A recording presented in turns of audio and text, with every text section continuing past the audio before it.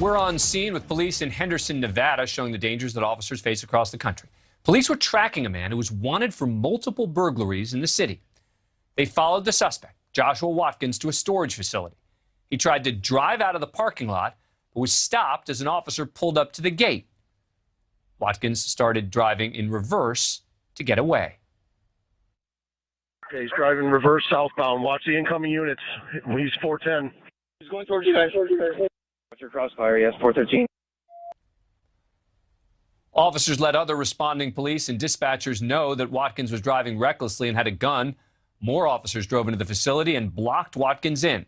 He then got out of the car and ran down a hallway with a gun in his right hand.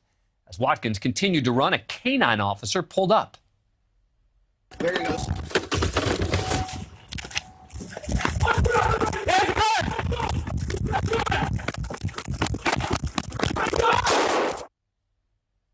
Police say Watkins was pulling out the gun when Officer Eduardo Vega, who was on foot, shot Watkins in the right leg.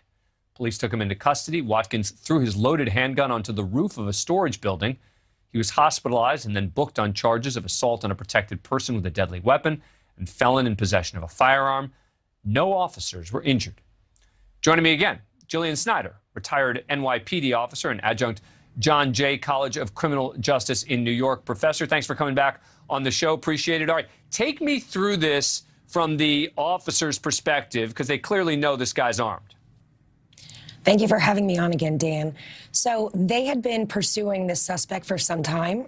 They knew that they had probable cause that he had committed these burglaries. He was generally armed, and they had been surveilling him for some time. So I have to say I was very impressed tactically that they decided to try and apprehend him at an isolated, desolate location. So they were making sure that there was really no risk to public safety. There was no innocents on scene. So they were able to apprehend him with no one else getting injured.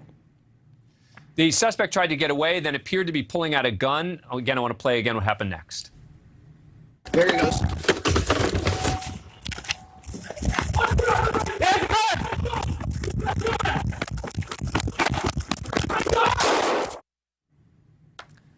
They hit him in the leg there. I've only got 15 seconds. A final thought on that shot? No, I mean, it was a completely justifiable shoot. Many officers on scene. The suspect obviously was trying not to get caught.